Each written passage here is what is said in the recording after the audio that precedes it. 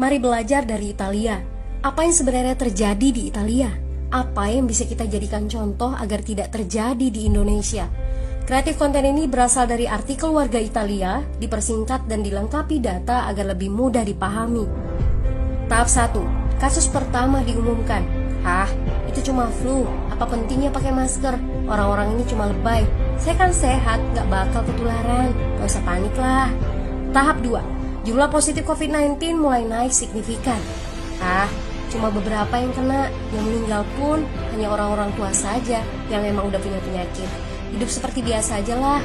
Pacaran, nongkrong bareng temen, jalan-jalan ke mall, tetep. Lanjut. Tahap ketiga. Jumlah kasus meningkat dengan cepat, berlipat ganda dalam 1 hari.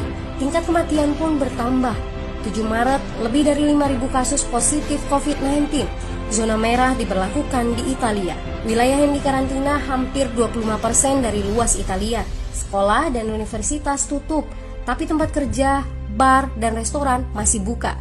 Sementara itu, 75% wilayah lain masih menganggap enteng COVID-19. Anjuran mencuci tangan ada di mana-mana, tapi sekadar anjuran dan tak banyak yang melakukan. Tahap 4. Jumlah kasus meningkat pesat. Sekolah dan universitas ditutup selama sebulan. Darurat nasional pun diberlakukan. Rumah sakit menambah kapasitas, seluruh kamar dibersihkan untuk memberi ruang bagi pasien COVID-19. Tapi tak ada cukup dokter dan perawat. Ada terlalu banyak kasus pneumonia, terlalu banyak pasien perlu ICU, tapi ruangannya sudah habis, ventilator habis. Pada titik ini seperti kondisi dalam perang. Dokter harus memilih siapa yang akan diobati berdasarkan peluang bertahan hidup.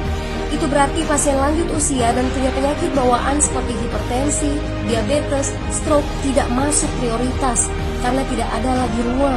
Sistem layanan kesehatan seketika runtuh. Tahap 5. 9 Maret mencapai lebih dari 9.000 kasus. Seluruh kota Italia lockdown. Orang-orang bisa pergi hanya untuk keperluan darurat dan dalam pengawasan ketat. Semua bisnis masih dibuka karena jika tidak, ekonomi akan runtuh. Itu kebijakan pemerintah. Mulai ada ketakutan, orang-orang mulai memakai masker dan sarung tangan. Tapi tetap saja, ada anak-anak yang merasa jagoan, masih ingin uji nyali. Pergi ke restoran rame-rame, hangout bareng, minum-minum dan lain sebagainya. Tahap 6. 2 hari kemudian pemerintah Italia berubah pikiran. Semua bisnis harus tutup. Bar, restoran, pusat perbelanjaan, semua jenis toko, kecuali supermarket dan apotek. Penyebabnya, karena dalam sehari yang positif bertambah lebih dari 2.000 kasus.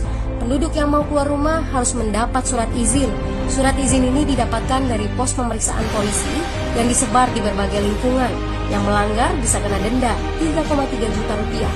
Bagi pasien positif yang tidak mau mengkarantina diri, bakal dituntut dengan pasal pembunuhan, hukuman 1-12 tahun penjara.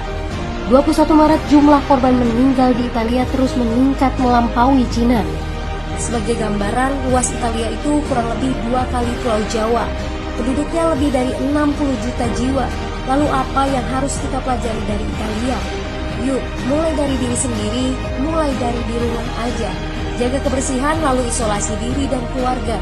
Tidak keluar rumah kecuali sangat penting. Ini saatnya memulai solidaritas. Yang mampu harus mulai membantu yang tidak mampu. Ini adalah bentuk usaha dan doa kita semua.